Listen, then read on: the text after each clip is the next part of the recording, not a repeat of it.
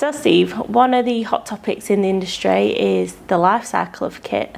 So what is your opinion on destruction versus reuse? Fundamentally, I believe everybody needs to default to reuse.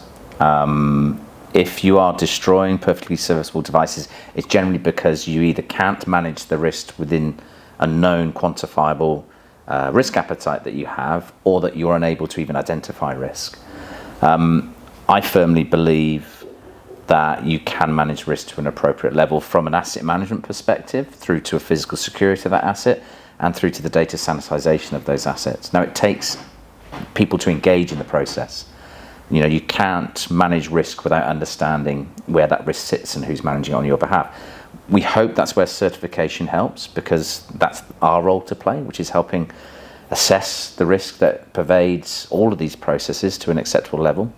And from a technical perspective, there's world-class vendors who sanitize media to appropriate levels. Now, there is a perceived technical risk of data being recovered. Now, I think everybody needs to sort of get a little bit of reality check on this as well, which is we have our own test lab. We do recover data. We can do it from components and things like that. This is not an easy to do task. And when you go to an environment like S2S, if you look at the aggregated volume of media, first of all, it's in a secure location, so I have to physically get through barriers. Second of all, it's aggregated. I've got a huge number of devices here. So the likelihood of a threat adversary coming and attacking a drive using highly skilled laboratory techniques to try and recover data that may or may not be there is very, very, very low.